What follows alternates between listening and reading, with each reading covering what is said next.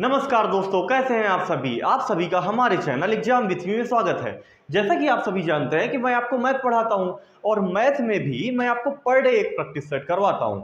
और जो मेरे ये क्वेश्चन होते हैं मैथ के, ये प्रीवियस ईयर से लिए हुए होते हैं। तो ये जो क्वेश्चन है ये आपके पिछले वर्षों का एसएससी के क्वेश्चन है, जो आपके एसएससी जीडी के एग्जाम के लिए मोस्ट इंपॉर्टेंट है। इसके अलावा जितने भी स्टेट एग्जाम हैं और इसके अलावा आप बात करें तो एसएससी एमटीएस सीएचएसएल के लिए मोस्ट इंपॉर्टेंट क्वेश्चन है। तो आइए हम स्टार्ट करते हैं। तो देखिए, पहला क्वेश्चन आपकी स्क्रीन के सामने ये रहा।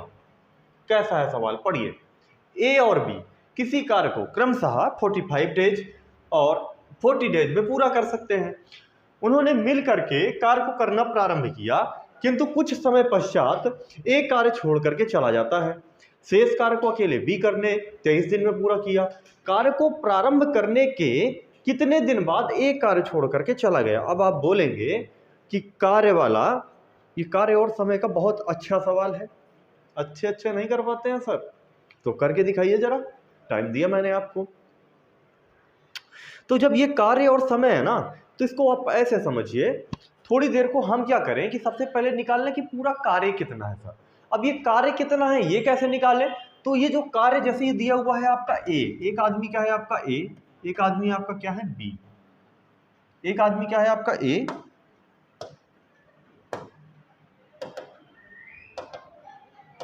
एक आदमी सर आपका ए और एक आदमी है सर आपका बी। ए जो है वो कार्य को कितने दिन में पूरा करता है, तो ए कार्य को 45 दिन में और बी उसी कार्य को कितने दिन में करता है, 40 दिन में। यहां तक क्लियर है, कोई दिक्कत नहीं है। अगर मुझे कुल कार्य निकालना हो, टोटल वर्क, तो टोटल वर्क निकालने के लिए आपको इन दोनों का एलसीएम लेना पड़ेगा। एलसीएम किस प्रकार से लेंगे, 45 का पहाड़ा पढ़िए और वह संख्या निकालिए जो 40 के पहाड़े में भी आती हो। तो 45 का मैंने पहाड़ा पढ़ा, 45 दूनी 90, 90 180 360, कितना है सर 360। 360 4 के पहाड़े में भी आता है। तो हम देखेंगे 45 अट्ठे और 40 नम्मा 360। अब देखो यहां से निकल के आ गया एक एक दिन का कार्य और टोटल कार्य।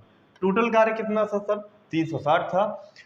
45 कार्य करता है 45 दिन में, ए बी करता है 40 दिन में। यदि प्रतिदिन ये ए 8 काम करे और ये प्रतिदिन 9 काम करे, तब इस प्रकार से इनका कार्य पूरा होता है। अब थोड़ा सा आगे समझेंगे बात को, समझेंगे क्या कि आप इसको किस प्रकार से देखते हैं। अब उसने कहा है कि कुछ समय पश्चात ए कार्य छोड़ करके चला जाता है और शेष कार्य बी अकेले 23 दिन में करता है। अब आप थोड़ी देर के लिए सोचिए कि ये 360 कार्य नहीं रसगुल्ले हैं, ठीक, 360 रसगुल्ले हैं। एक दिन में ए जो है 8 रसगुल्ले खाता है और बी कितने खाता है, 9 रसगुल्ले खाता है। अब उसने कहा कि बी अकेले 23 दिन तक कार्य पूरा किया। 23 दिन तक, पहले तो इन दोनों ने मिल करके काम किया, ए प्लस बी ने, कुछ दिनों तक, हमें नहीं पता टाइम। लेकिन दोबारा की कंडीशन उसने बताया कि जो सर बी है वो उसने कितने दिन तक काम किया, 23 दिन तक। अब एक दिन में बी कितना रसगुल्ला खाता है, 9 रसगुल्ला। तो 23 रसगुल्ला 23 दिन में कितने रसगुल्ले खाएगा, एक दिन में अगर 9 खाता है तो 23 दिन में चेक कर लो। नतिया 27 की 7, हासिल लगा 2, न दुनी 18 2 20, मतलब 200 रसगुल्ले, 207 रसगुल्ले उसने समाप्त कर दिए। अब टोटल रसगुल्ले सर कितने थे, 360। 360 में 207 किसने अकेले निपटाए, वो निपटाए बी ने। इसको जरा माइनस करो, चेक करो कि बचे कितने।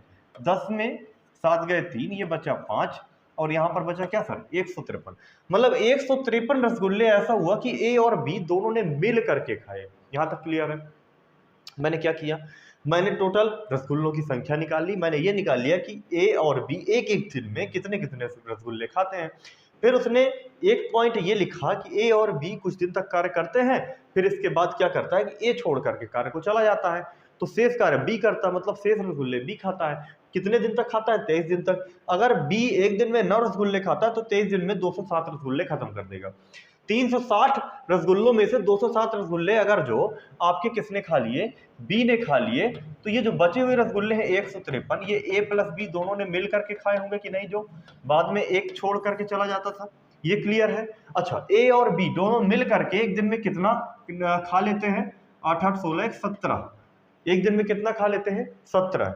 तो खाने कितने हैं 153 और खाते हैं एक दिन में 17, तो 17 नम्मा 153, मतलब 9 दिन लगातार ये दोनों मिल करके खाएंगे। तो ये समझ में आ गया होगा कि ए कार्य छोड़कर कब चला गया, 9 दिन कार्य करने के बाद। तो इसका उत्तर क्या हो जाएगा, 9। हमने इसको बहुत ही आसान मेथड से करके दिखा दिया, कुछ तो किया ही नहीं। चलो नेक्स्ट क्वेश्चन देखो। क्वेश्चन है आपका एक व्यक्ति 30% आयकर देता है, इस कर पर भी वह 10% का अधिभार देता है, इस प्रकार वह कितनी वास्तविक दर पर कर देता है। तो जब सर इसकी बात करेंगे तो आप ऐसे समझिए ना कि ये 30% क्या देता है। सबसे पहले 30% तो इसको देना है, देना है 30% कर तो देना देना है। 30% कर देने के अलावा आगे उसने कहा है कि वह 10% इसी पर अधिभार देता है, मतलब इसी 30% पर 10% अतिरिक्त कर देता है सर। तो 30% पर अगर अतिरिक्त 30% पर ही अगर 10% अतिरिक्त देगा तो यहां से निकल के आ जाएगा सर कि आपका 3% और देगा, मतलब 30% में आपका 3% और देगा, और यही मिलकर के कितना हो जाएगा सर, 33%। और यही आपका क्या हो जाएगा, ऑप्शन सी आंसर। बात समझे या नहीं समझे, समझ में आया, बोलो। देखो भाई क्वेश्चन को और सोचो और इसके बाद बोलो और कमेंट करो, समझ में आ रहा है या नहीं आ रहा है। कितना आसान सवाल था, कुछ तो था ही नहीं इसमें, है ना। हमने क्या किया कि 30% क्या था, कर था, कर पर भी वो 10% का कर दे रहा, तो 30 का 10% 3 रुपए, तो 3 रुपए और ऐड हो जाएगा, और कितना हो जाएगा 33 रुपीज। समझ में आ गया, 33% समझ में आ गया। चलो नेक्स्ट क्वेश्चन की तरफ देखते हैं। क्वेश्चन कुछ ऐसा है सर आपका कि यदि चाय के मूल्य में 20% की बढ़ोतरी हो जाए और उसके खपत में कितने प्रतिशत की कमी हो जाए ताकि चाय पर होने वाले व्यय में कोई वृद्धि ना हो। अच्छा, मैं इसको दो मेथड से करके दिखाऊंगा, एक सक्सेसिव एक फ्रैक्शन, समझना बात को। सबसे पहले मैं सक्सेसिव लगाता हूं।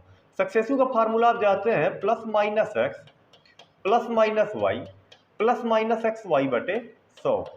अब देखो सक्सेसफुल लगाइए, 20% की बढ़ोतरी हो जाए, मतलब प्लस का क्या हो जाएगा 20%। अब कितने परसेंट की कमी कर दी जाए, कितने प्रतिशत की कमी कर दिया जाए, तो कमी नहीं पता तो उसको मान लो माइनस का वाई, समझ लिया।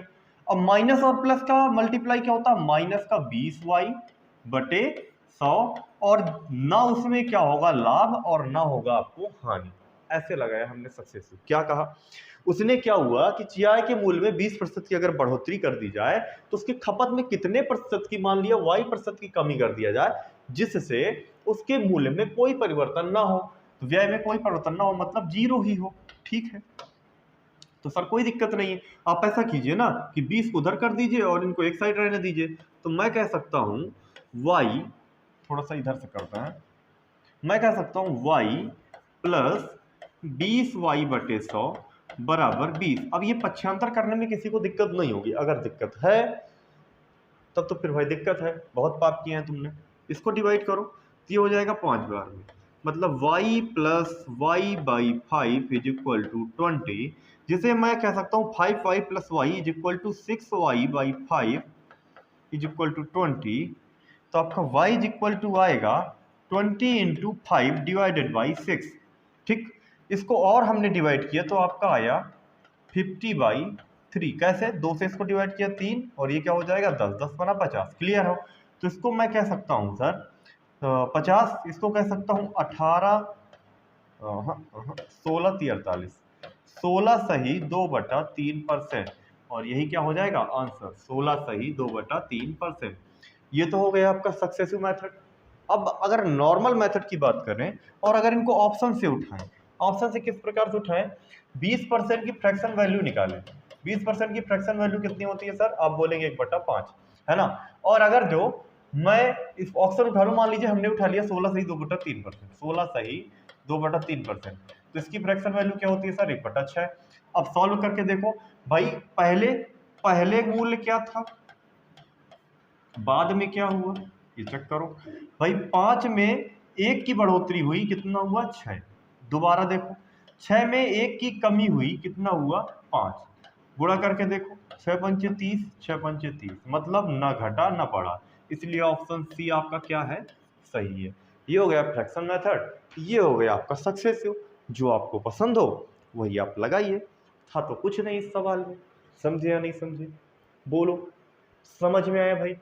कोई ऐसा है जिसे समझ में नहीं आया हो? नेक्स्ट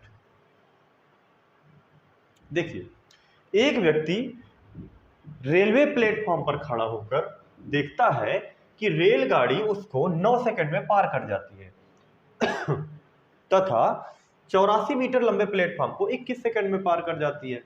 तो गाड़ी की चाल क्या है? जब हम इस सवाल को देखेंगे सर, तो इसमें क्या देखेंगे? सबसे पहले इसमें हम ये समझने का प्रयास करेंगे कि हम बनाते हैं इसमें क्या, एक रेलवे का प्लेटफॉर्म कुछ ऐसे, ठीक है।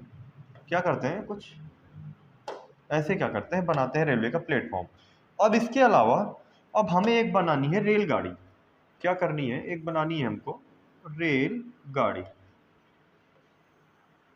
कुछ ऐसे, ठीक। यहां पर खड़ा है एक आदमी, यहां पर कौन खड़ा है? एक आदमी खड़ा है। मान लो ट्रेन यहां से जैसे निकल के गई तो उसको महसूस हुआ कि ये ट्रेन उसको कितने सेकंड में पार कर जा रही है? 9 सेकंड में। कितने सेकंड में? 9 सेकंड में। और वही अगर वो पूरा ये प्लेटफॉर्म पार करे, मतलब ये पूरा प्लेटफॉर्म पार करते हुए आगे जाए और यही रेलगाड़ी आपकी मतलब कुछ इस प्रकार से आगे बढ़ जाए। अब इस बार उसने क्या किया? इस बार उसने प्लेटफॉर्म बस पार नहीं किया, इसके अलावा उसने क्या किया? उसने अपनी लंबाई और प्लस प्लेटफॉर्म दोनों की लंबाई को पार किया। इसको तो उसने सिर्फ अपनी लंबाई से पार किया था। यहां तक क्लियर है कि नहीं? समझ में आया? जैसे मान लो मैं खड़ा हूं, मेरे सामने से एक ट्रेन निकल जाए इस तरह बगल से, तो ट्रेन मुझे किस प्रकार से पार करेगी? अपनी लंबाई को ही तो पार करेगी। और जब हम प्लेटफॉर्म की बात करें तो एक पूरी प्लेटफॉर्म की लंबाई को पार करेगी, फिर अपनी लंबाई को पार करेगी। बात समझ रहे हो? यहां तक क्लियर है? यहां तक आपको बात समझ में आ गई होगी। आप सभी जानते हैं कि जो आपका स्पीड इज इक्वल टू होता है वो क्या होता है? डिस्टेंस अपॉन क्या होता है सर? टाइम होता है कि नहीं होता है? ठीक, क्लियर है ये बात? क्लियर होगी। तो बस देखिए सवाल को। अब देखो, डिस्टेंस मान लो कि जो रेलगाड़ी की दूरी है उसको मान लो x, मान लेते हैं रेलगाड़ी की लंबाई, रेलगाड़ी की लंबाई मान लिया हमने क्या? x, ठीक। जब मैंने x मान लिया तो ये क्या हो गई? x लंबाई हो गई। टाइम क्या हुआ? 9 सेकंड में पार कर जाती है इंसान को, तो 9 सेकंड में इसको पार कर गई, है ना। स्पीड बराबर होता है, ये होता है कि नहीं होता है? और वही बराबर कंडीशन है जब वो अपनी लंबाई प्लस रेलवे प्लेटफॉर्म की लंबाई कितनी है? 84 मीटर, 84 मीटर, कितनी देर में पार कर जाती है? 21 सेकंड में पार कर जाती है। देखो दोनों की स्पीड तो सेम है भाई, एक ही स्पीड में चल रही है। जब स्पीड सेम है तो distance upon time, distance upon time कर दिया मैंने। कर दिया कि नहीं कर दिया? डिस्टेंस हमने मान लिया, ये जो डिस्टेंस है ये रेलगाड़ी की लंबाई है, रेलगाड़ी की लंबाई है और प्लस ये रेलवे प्लेटफॉर्म की लंबाई है। अब इसको करिए सर। अब इसको कैसे करेंगे? तो इसको समझिए आप कुछ ऐसे, इसको कुछ ऐसे समझेंगे कि हम जानते हैं कि इसको 3 से डिवाइड करें तो ये 3 त्रिका 9, 3 सत्ता 21 हो जाएगा और इसका गुणा कराएंगे तो यहाँ पर आएगा 7x बराबर 3x प्लस 84 गुणे 3। कुछ ऐसा आया कि नहीं आया? आप बोलेंगे आया। अब ये 4x बराबर आपका हो जाएगा 84 गुणे 3, तो x बराबर आपका क्या हो जाएगा? 84 गुणे 3/4, जिसको आपने 4 से डिवाइड किया तो 4 दूनी 8, 4 का नाम 4 इंटू 3 मतलब 63 मीटर इसकी क्या हो गई? यहां से निकल आया सर x की वैल्यू आपकी। अब ये x की जो वैल्यू निकली, ये निकली कितनी? 63 मीटर। अब ये जो 63 मीटर निकला है ना, ये रेलगाड़ी की लंबाई निकल आई कि नहीं निकल आई? तो क्या तुम चाल नहीं निकाल सकते हो? निकाल सकते हो भाई। x जो हमने रखा है वो कितना है? 63 डिवाइडेड, चाहे 9 से विभाजित करके चेक कर लो, चाहे यहाँ पर x की वैल्यू रख के चेक कर लो। जब हमने इसको डिवाइड किया तो आप बोलते हैं 7 मीटर पर सेकेंड। अब यहाँ पर किसने दिए हुए हैं सर?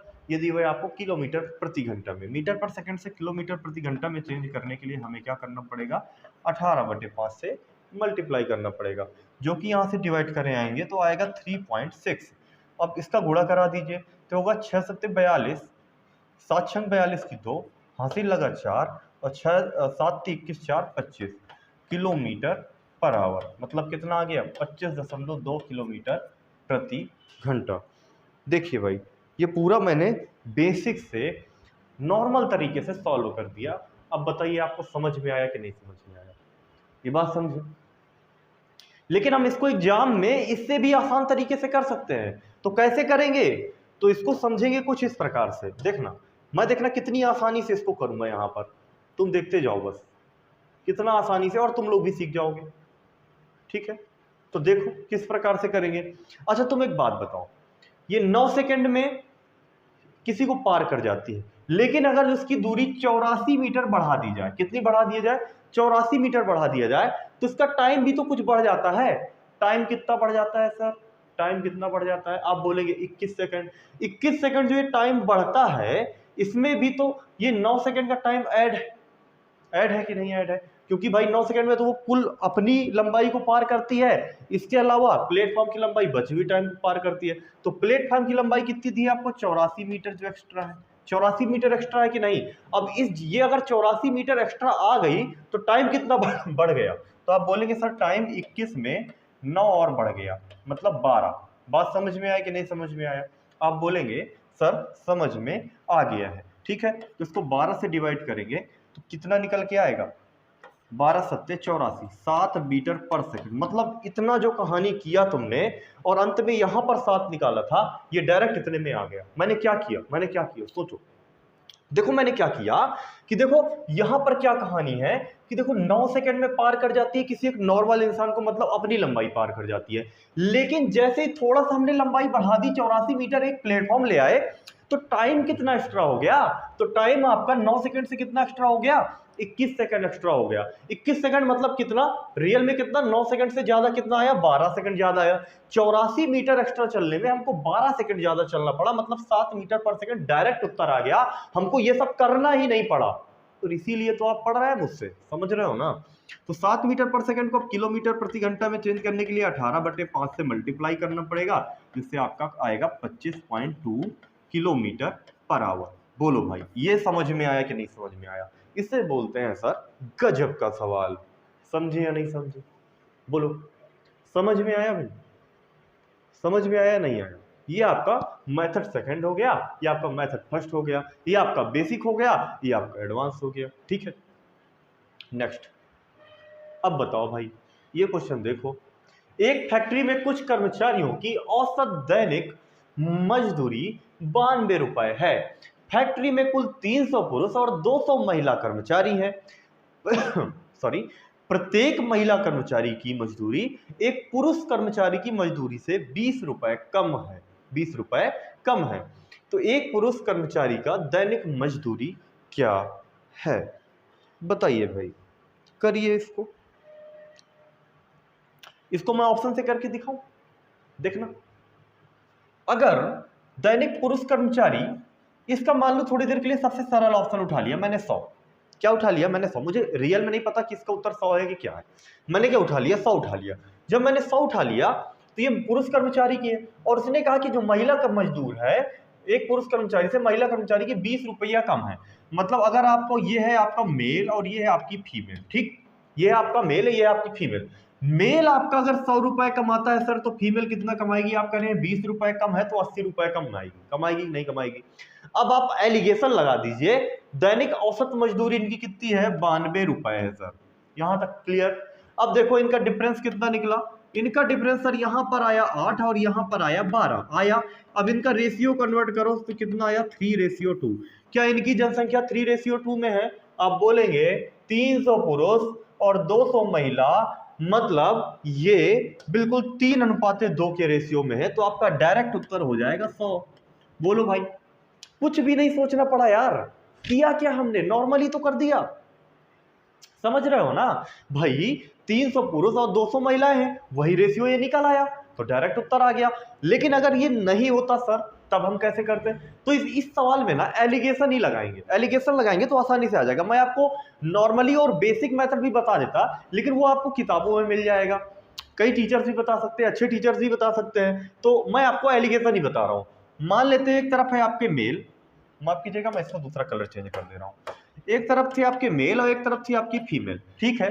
अगर मेल कर्मचारियों की संख्या में x मान लूं, तो फीमेल कर्मचारियों की संख्या x - 20 हो जाएगी। किसी को दिक्कत, बोलो, किसी को दिक्कत नहीं है सर, कोई दिक्कत, आप बोलेंगे कोई दिक्कत नहीं है, ये कर्मचारियों की संख्या नहीं, माफ कीजिएगा, ये आपकी मजदूरी, क्या है, मजदूरी। हमें क्योंकि नहीं पता, मेल की अगर एक्स मान लो तो फीमेल 20 रुपए कम है तो एक्स माइनस 20 हो जाएगी।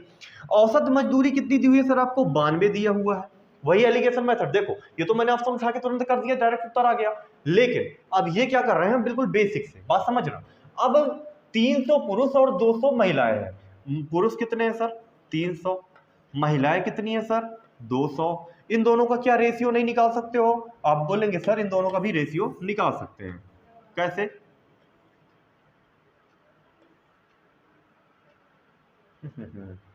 मैं एक बार फिर कर देता हूं। देखिए यहां पर क्या है, 300 पुरुष और ये क्या है, 200 महिलाएं, ठीक है। इनका रेशियो निकाला तो कितना निकला सर, 3:2। 3:2 निकला कि नहीं निकला।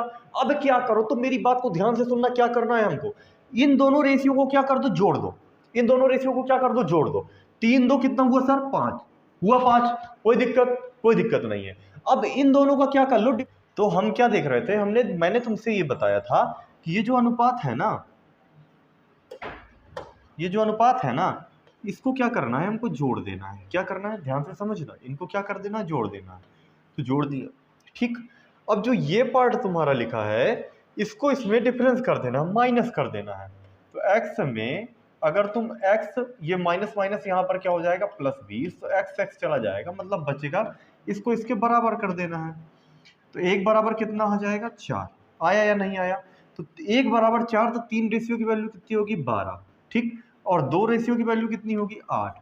अब चेक करो कि देखो तुम 92 से 12 घटाओगे तो यहाँ पर कितना आना चाहिए, या फिर 92 से तुम 8 जोड़ोगे तो यहाँ पर कितना आना चाहिए। तो तुम बोलोगे 92 से अगर मैं 8 जोड़ दूं तो यहाँ पर कितना हो जाएगा, 100, या फिर 12 घटा दूं तो 80, कुछ इस तरह से आएगा। और 100 में 20 घटा देंगे तो वहां पर हो जाएगा 80। तो क्या समझ में आ गया, x की वैल्यू तुम्हें 100 निकल के आ गई कि नहीं निकल के आ गई, और यही क्या हो जाएगा तुम्हारा उत्तर। बात समझे या नहीं समझे। 2 तरीकों से हमने करके दिखाया, एक मैंने आपको ये ऑप्शन रख के बताया, और दूसरा मैंने कुछ इस प्रकार से बताया। क्या बताया, मैंने कहा कि अगर एक को x मान लो, दूसरे को x माइनस 20 हो जाएगा, क्योंकि महिलाओं का क्या है, 20 रुपए कम है। औसत 92 है, बीच में रख दिया। इनका जो संख्या है, संख्या का अनुपात हमने निकाला 3:2। दोनों अनुपातों को जोड़ दिया, यहाँ लिखा 5। इन दोनों का डिफरेंस किया, यहाँ पर निकला 20। एक की वैल्यू यहाँ से निकली 4, तो 3 अनुपात का मतलब 12 और 2 अनुपात का मतलब 8। यहाँ तक क्लियर है। जब 12 यहाँ पर निकला तो 12 घटाओगे तो 80 आना चाहिए, और x की जगह अगर मैं 100 मान लूँ, 100 में 20 चला जाएगा तभी तो 80 आएगा। या फिर सीधे सीधे इसका मत सोचो, इसका सोचो, 8 है, 92 में 8 जोड़ दिया, यहाँ पर कितना आ गया, 100। क्लियर है। तो ये तुम्हारा ऑप्शन का उत्तर हो जाएगा। नेक्स्ट क्वेश्चन, यहाँ पर सर कुछ इस प्रकार से दिया हुआ है, आपको दिया हुआ है √5, √5, √5, √5, कुछ इस प्रकार से दिया हुआ है। तो मैं इसकी सीधी बात बता देता हूँ, इसका एक नॉर्मल सी बात है कि इसका डायरेक्ट उत्तर 5 ही होता है, और कुछ दिमाग ही नहीं लगाना तुमको। बात समझे या नहीं समझे। इस तरह की क्वेश्चन आ जाए, जैसे मैं कभी कह दूँ √x, √x, √x, √x, तो मान इसका क्या हो जाएगा, तो इसका डायरेक्ट उत्तर क्या होगा, x। या फिर मैं कह दूँ, अगर मैं दे दूँ √6, √6, √6, √6, तो इसका डायरेक्ट उत्तर क्या हो जाएगा, 6। बात समझ में आया। ये क्वेश्चन इस प्रकार से होगा। आगे पढ़िए, एक दीवार घड़ी को 9 बजे टन करने में 9 सेकंड का समय लगता है, और इसी घड़ी को 11 बजे टन करने में कितना समय लगेगा, यदि दीवार घड़ी 9 बजे 9 बार टन करती है और 11 बजे 11 बार। अब देखो नॉर्मल सी बात है, बात क्या है सर कि 9 बार टन कितनी बार 9 बार टन करने में कितना समय लेती है, 9 सेकंड का, ठीक। तो एक बार करने में कितना टाइम लेगा, 1 सेकंड का। तो आपका 11 बार टन करने में कितना टाइम लेगा, 11 सेकंड का। ये जो कुछ क्वेश्चन होते हैं ना, ये सिर्फ दिखाने के लिए होते हैं, बल्कि होते बड़े आसान है, ये सिर्फ दिखावा करते हैं। तो इनको हमें डरना नहीं है, आसानी से कर देना है, और इस प्रकार से क्या हो जाएगा, सॉल्व हो जाएगा। समझ गए। नेक्स्ट देखो, कुछ इस प्रकार से दिया हुआ है, उसने कहा है 2464 की पावर 1793। डरना नहीं है इन सवालों में, मैं बताऊंगा, परेशान मत होना। दिया हुआ है 625, इसकी पावर दिया हुआ है 317, गुणे यहाँ पर दिया है 131, इसकी पावर दिया है 491। कुछ इस प्रकार से आपको सवाल दिए हुए हैं। कह रहा है इसमें से इकाई का अंक क्या होगा। अब इकाई के अंक का कॉन्सेप्ट कुछ ऐसा है कि इसमें मैं देखिए एक बात बताऊंगा, अगर एक कोई दिया हो किसी संख्या की इकाई के अंक में, तो उसका अगर जो पावर अगर मैं पावर 2 की कर दूं, अगर मैं फिर पावर 3 की कर दूं, तो आना क्या चाहिए, एक ही आएगा। कैसे आया भाई, एक की पावर एक एक होता है, एक की पावर 3 आपका एक ही होता है, ठीक है। अगर यही 11 होता तो आप बोलेंगे 11 का स्क्वायर कितना होता है, 121। फिर इकाई के अंक में क्या आया, एक आया। 11 का क्यूब क्या होता है, आप बोलेंगे 1331। फिर इकाई के अंक में क्या आया। तो हम क्या सीखे, हम ये सीखे कि कभी किसी भी संख्या के इकाई के अंक में यदि एक है तो उसकी घात चाहे सम हो चाहे विषम हो, चाहे सम हो सर चाहे विषम हो, आना उसका अंत में इकाई के अंक में एक ही है। तो बात समझ गए। तो बस ये समझ लो, तुम्हें यहां पर इसको समझो, क्या दिया हुआ है यहाँ पर इकाई के अंक में क्या है, एक दिया है सर। क्या दिया है इकाई के अंक में, ये आपको दिया हुआ है एक। जब एक दिया है, एक की पावर चाहे सम हो चाहे विषम हो, आएगा क्या अंत में, इकाई के अंक में एक आएगा। यहां तक क्लियर, ठीक। इधर देखो, फिर समझना बात को, मैं एक नई बात समझाऊंगा तुमको। और नई बात क्या है सर, कि अगर तुम्हें दे दिया जाए 5 का स्क्वायर करना है तो तुम क्या करोगे, या फिर पहले कह दिया जाए 5 की पावर 1 दिया हो तो क्या उसका मान आएगा 5, स्क्वायर करोगे तो 25, क्यूब करोगे तो कितना आएगा 125। तो तुम्हें क्या समझ में आया, तुम्हें यह समझ में आया कि किसी भी संख्या की इकाई के अंक में यदि 5 है, किसी भी संख्या की इकाई के अंक में यदि 5 है, तो चाहे उसकी समघात हो चाहे उसकी विषम घात हो, अनंत में इकाई के अंक में 5 ही है। तो यहां पर भी क्या आएगा सर, 5 आएगा। बात समझ में आ गई, समझ में आ गई होगी। अब बात करते हैं सर इसकी, इकाई के अंक में यदि कहीं 4 दिया हो, क्या दिया हो, 4 दिया हो, तो देखो जब अगर मैं 4 की पावर 1 करता हूं तो कितना आता है, 4 आता है। 4 की पावर 2 करता हूं तो कितना आता है, 16, मतलब इकाई के अंक में कितना आया, 6 आया। 4 की पावर 3 करता हूं तो कितना आया, 64, मतलब फिर आया 4। तो क्या समझे, हम ये समझे यदि 4 की घात में यदि समघात है, कौन सी घात है, सॉरी विषम घात है, तो इकाई के अंक में क्या आएगा, वही 4 आएगा। लेकिन अगर वो समघात बन जाएगी तो वहां पर क्या हो जाएगा, 6 हो जाएगा। बात समझे। मैं फिर रिपीट कर रहा हूं, किसी भी संख्या जिसके इकाई के अंक में 4 हो, उसकी पावर यदि समघात है तो इकाई के अंक में तुम्हारा आएगा 6, और यदि वो विषम घात है तो इकाई के अंक में आएगा 4। बात समझ में आया। तो तुम ये समझ गए होगे कि ये विषम घात है और विषम घात में सदैव 4 आता है, तो इकाई के अंक में क्या आएगा, 4 आएगा। और ये क्या लग गया, गुणा। 4 पंचे क्या होता है 20, तो इकाई का अंक क्या हुआ तुम्हारा, 0, और यही क्या हो जाएगा सर, उत्तर। बात समझ में आई, समझ में आया ना, बिल्कुल आसानी से बताने का कोशिश किया है मैंने। ये वाला क्वेश्चन भी देख लो। क्वेश्चन कुछ ऐसा है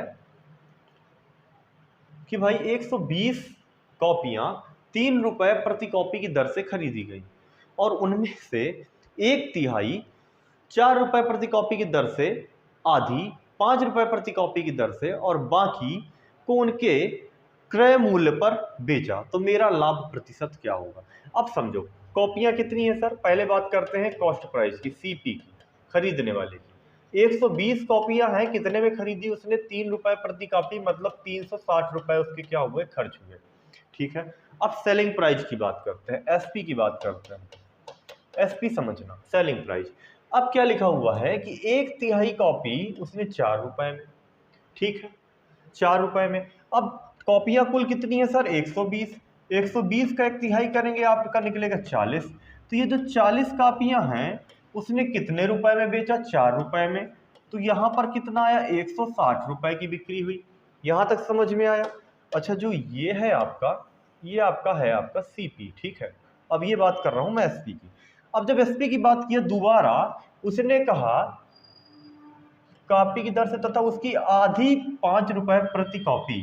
अब टोटल कॉपियां 120, 120 का आधा होता है 60, और ये जो आधी कॉपियां हैं आपकी सर, दूसरे स्टेप में उसने क्या किया, 60 कॉपियों को बेचा 5 रुपए प्रति दर से। तो कितने रुपए में बेची, 300 रुपए में बिक गई, क्लियर। और बाकी को उसने अपने क्रय मूल्य पर बेचा। अब बाकी कितनी है भाई, टोटल 120 थी, 40 60 चली गई, बची कितनी सर, 20, और क्रय मूल्य क्या है उसका, 3 रुपया। तो कितने में बेचा, उसने क्या किया, इसको उसने 60 रुपए में बेच दिया। अब इससे टोटल सीपी निकाल लोगे कि नहीं निकाल लोगे, एसपी निकाल लोगे कि नहीं निकाल लोगे? आप बोलेंगे सर निकाल लेंगे। कैसे निकलेगा? हम जानते हैं कि टोटल कॉपियां कितनी हो गई 120, और टोटल यहाँ पर रुपए कितने हो गए 0, 6 6 12 की 2, हासिल लगा 1, और यहाँ पर आया कितना 520। क्लियर है भाई? यहाँ तक किसी को दिक्कत? आप बोलेंगे कोई दिक्कत नहीं। मतलब उसने 360 रुपए में कुल कॉपियां अपनी खरीदी और 520 रुपए में बेचा, तो लाभ कितना हुआ? तो लाभ हुआ 520 में 360 मैंने क्या कर दिया सर, घटा दिया, 0 की जगह 0, 12 में 6 गए 6, 160 रुपए का क्या हुआ, उसको प्रॉफिट हुआ। 160 रुपए का ये जो प्रॉफिट हुआ, ये कितने रुपए पर हुआ सर? 360 रुपए पर। बूढ़े क्या कर दिया 100। बात समझे?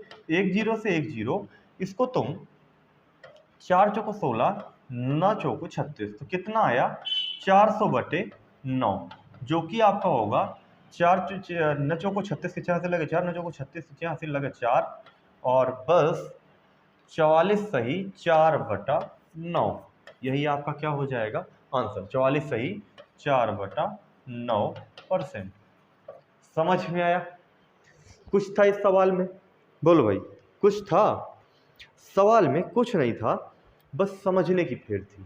आपने समझा और आसानी से कर दिया। बोलो भाई, कोई दिक्कत? कोई दिक्कत नहीं है ना? चलिए नेक्स्ट क्वेश्चन। दूध और पानी के 45 लीटर मिश्रण में दूध का पानी से अनुपात 2:1 है। जब मिश्रण में पानी की कुछ और मात्रा मिला दी जाती है तो यह अनुपात 1:2 हो जाता है। मिश्रण में पानी की कितनी और मात्रा मिलाई गई? अब देखना इसको किस प्रकार से करूंगा, बहुत ही आसानी से करूंगा भाई। दूध और पानी का मिश्रण जो है वो 45 लीटर है। मैं अगर बात करूं, थोड़ी देर समझना, ये क्या है, एक पात्र है। रुक जाओ, इसको दूसरे कलर से कर देते हैं। मान लो कि ये क्या है, आपका पात्र है। इसमें कितना लीटर पानी है? 45 लीटर। 45 लीटर पानी है, और इस 45 लीटर में भी आपका किस रेशियो में दिया हुआ है? 2:1 में दूध और पानी। ये है आपका मिल्क, ये है आपका वाटर। अब एक बात बताओ, देखो 2:1 दिया हुआ है, दिया हुआ है कि नहीं दिया हुआ है? टोटल 45 लीटर था, 2:1 में है, मतलब ये 30 लीटर होगा सर, और ये 15 लीटर होगा। कोई दिक्कत? ये 30 लीटर, ये 15 लीटर, 2:1 में हमने इसको बना दिया। ये कैसे बनाते हैं तो ये जान लो। टोटल है 45 और टोटल रेशियो की वैल्यू 2 1 कितनी है 3, इसको डिवाइड किया निकला 15, मतलब 1 की वैल्यू आपकी 15 और 2 की वैल्यू कितनी हो गई 30। इस प्रकार से मैंने कर दिया था। अब 2:1 में दिया था, अब आगे कह दिया गया जब मिश्रण में पानी की कुछ मात्रा मिला दी जाती है, मतलब ये था आपका मिल्क, ये था वाटर। वाटर में यहां पर कुछ पानी की आपने क्या किया, मात्रा मिला दिया। जब पानी की यहां पर कुछ मात्रा मिला दिया आपने, जब यहां पर आपने कुछ पानी की मात्रा मिला दिया, तो हुआ क्या? हुआ आपका कि यह अनुपात कितना हो गया 1:2 में। कोई दिक्कत? कोई दिक्कत नहीं है भाई। देखो मिल्क अभी भी कितना था यहां पर, देखना ये मिल्क लिखा हुआ है, अभी भी मिल्क कितना था यहां पर 30 लीटर था, ठीक। पानी कितना था 15 लीटर था, ठीक। यहां तक क्लियर है? अब देखो मिल्क तो उतना ही रहेगा, मिल्क तो नहीं परिवर्तित होगा ना, मिल्क तो नहीं परिवर्तित होगा ना। अब मिल्क जिस तरह 30 लीटर पहले था तो 30 लीटर अब भी हो जाएगा, मतलब 1 रेशियो की वैल्यू 30 है तो 2 रेशियो की वैल्यू कितनी हो जाएगी 60। ये बात समझे कि नहीं समझे? मतलब 30 लीटर पहले भी था, 30 लीटर अब भी है, लेकिन पानी का अनुपात बढ़ा, 1 से कितना हो गया 2। जब 30 लीटर मिल्क है, जब 1 का अनुपात में है तो 2 के अनुपात में कितना हो जाएगा, वही 60 लीटर हो जाएगा। अब पानी पहले था 15 लीटर, अब कितना हो गया 60 लीटर, बढ़ा कितना 45 लीटर। और यही सर क्या हो गया आपका आंसर। समझ में आया कि नहीं समझ में आया? बोलो, कमेंट करो भाई, समझ में आया? ये आपका क्या हो गया आंसर हो गया। ऐसा कोई है जिसको नहीं समझ में आया हो? बोलो। उम्मीद करते हैं कि सबको ये सारे सवाल आ गए होंगे, ठीक। हम लोग के साथ आप इसी प्रकार से जुड़े रहिए। जो हमारे प्रश्नों का कलेक्शन होता है वो आपके प्रीवियस ईयर के पेपरों से लिए गए क्वेश्चन होते हैं। तो हम लोग प्रयास करते हैं कि कोई बिल्कुल हल्के लेवल का पेपर बनाने की कोशिश नहीं करता हूं मैं, ये प्रैक्टिस सेट मैं चाहता हूं कि थोड़ा सा एडवांस लेवल का रहे, ताकि अगर ये जो 20 क्वेश्चन आपके मैथ में आएंगे ना, अगर आपके ये 20 क्वेश्चन मैथ में आएंगे ना, तो इस 20 में 20 आसानी से कर लो। कैसे कर लोगे? 20 में से 15 सवाल तो बिल्कुल हल्के होंगे, और जो 5 सवाल होंगे वो थोड़ा सा मॉडरेट लेवल के और कठिन लेवल के होंगे, तो उनको तुम्हें करना पड़ेगा। तो कोशिश करो ना कि 20 में 20 मार दो मैथ में। क्या दिक्कत है? आसानी से निकाल लेंगे, मैथ में है ही क्या, आने लगेगी तो खेलोगे। तो ठीक है, जुड़े रहो इस तरह से हम लोग के साथ, हम लोग को प्यार देते रहो। एग्जाम विथ मी में आपका इसी प्रकार से प्यार बना रहा तो हम लोग आपके लिए और अच्छे अच्छे बैच लेकर के और अच्छा अच्छा कंटेंट लेकर के आएंगे। सभी लोग को जय हिंद, जय भारत।